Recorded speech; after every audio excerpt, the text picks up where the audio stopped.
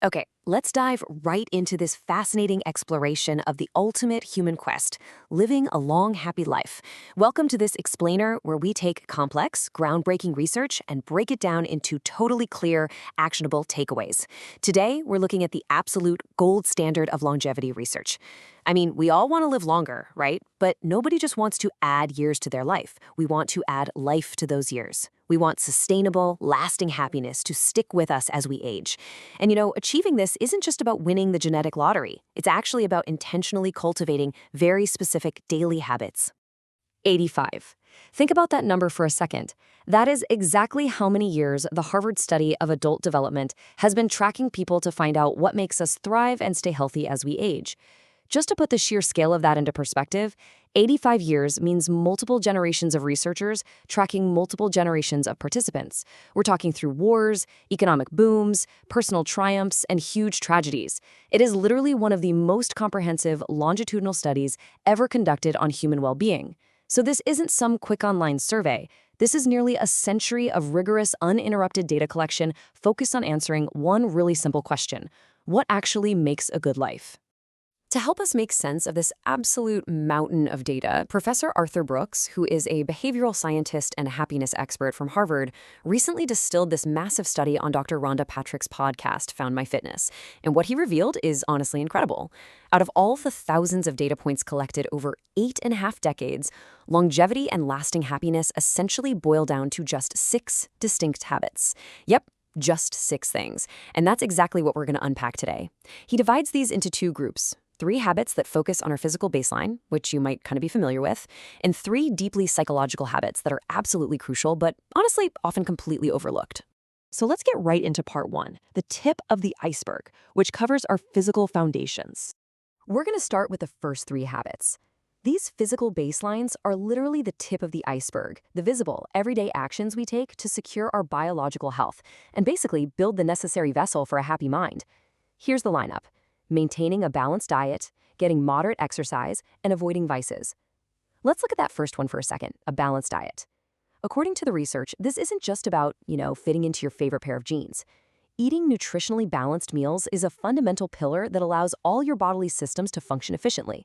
But more importantly, the data shows that getting complete nutrition directly supports your long-term mental state and significantly reduces your risk of chronic diseases down the line. It is literally feeding your future happiness. Now, Professor Brooks offers a really surprising warning regarding that second habit: exercise. We're constantly bombarded with the message to push harder, lift heavier, run further, right? But the Harvard data suggests that pushing exercise too far can actually cause physical injuries that heavily disrupt your sustainable health. The absolute key word here is moderate. Moving your body regularly is completely essential, but overexerting yourself to the point of breaking down your joints or causing chronic pain, that will actively rob you of your mobility and happiness in your later years. The goal is sustainable movement, not punishing your body. And when we get to the third physical habit, avoiding vices like smoking or alcohol abuse, wow, the data is just incredibly unforgiving. 7 out of 10 long-term smokers die from related diseases. I mean, that absolutely devastates their chances of late-life happiness. The Harvard study found that the healthiest and happiest individuals in their later years simply did not have substance abuse issues. Or if they did earlier in life, they successfully quit. Continuing to smoke or abuse alcohol acts as a massive roadblock, physically and mentally, and it cuts your journey to a happy old age painfully short. So the crucial takeaway here is that while optimizing your physical body is the visible tip of the iceberg, it's your internal mental state that forms the massive life-sustaining foundation underneath the water. You need the physical baseline, the good diet, the moderate exercise, the clean lungs, to make sure your body can physically carry you into old age. But think of a healthy body as just the vehicle. It's the 3 remaining habits, the psychological and emotional drivers, that actually determine whether or not you're going to enjoy the ride. Which brings us to part 2, the hidden foundation. These are our mental keys. If the first 3 physical habits add years to your life, these hidden psychological keys are entirely responsible for adding life to your years. The 4th habit overall, and the very first of our mental keys, is lifelong learning. The Harvard study shows that the most joyful individuals are the ones who just never stop being curious. Lifelong learning ensures your brain stays alert and deeply engaged with the world around you. And hey, this doesn't mean you need to go back to university and get a master's degree. It manifests in everyday curiosity, reading new books, picking up a quirky new hobby, or simply seeking out new new knowledge. When you continually feed your brain new information, it stays active, and that constant state of engagement directly correlates to much higher levels of self-reported happiness as you age. All right, habit number 5 is developing strong coping skills. Because, let's face it, life is completely unpredictable. Without a solid mechanism to manage those inevitable obstacles, a sudden crisis is going to severely impact your overall happiness. The Harvard data is super clear on this. It's not that happy people don't experience tragedy or stress. They absolutely do. The difference?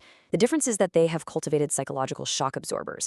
When the storm hits, they have a built-in internal system to process the trauma and stress without letting it permanently destroy their baseline of joy. And the great news is, you can start building that resilience today. Whether that looks like sitting in meditation, writing your thoughts down in a journal, engaging in prayer, or even speaking with a psychology expert. You don't wait for the crisis to hit to try and figure out how to cope, right? You build the coping mechanism right now. By practicing mindfulness, reflecting on paper, or seeking professional counseling, you are essentially going to the psychological gym. You're building the mental muscle required to navigate life's toughest moments while preserving your inner peace. And now we arrive at part 3, the ultimate answer. All of this physical and mental preparation builds up to the 6th and final habit, which is the undisputed core of a fulfilling life, backed by 85 years of rigorous data. Listen to this.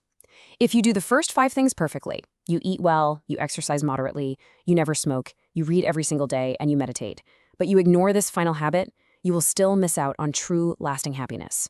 The absolute heart of human happiness is found in strong marriages, close friendships, and genuine connections with others. Honestly, forget the expensive biohacks, the trendy cold plunges, and the complicated supplement stacks.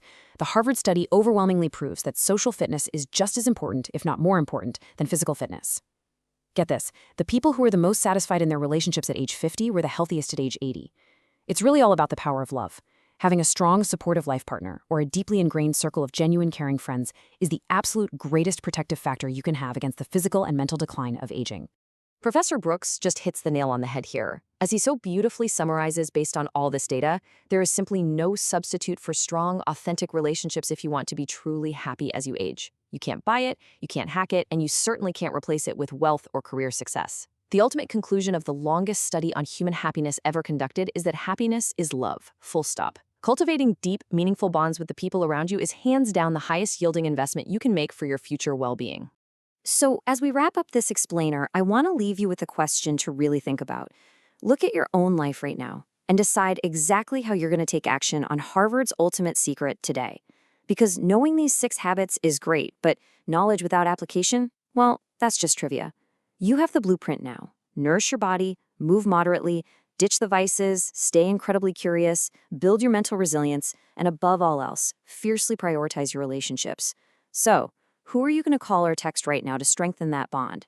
Take that step today and start building your own solid foundation for a long, truly happy life. Thanks so much for joining me to explore this incredible research, and I'll catch you in the next one.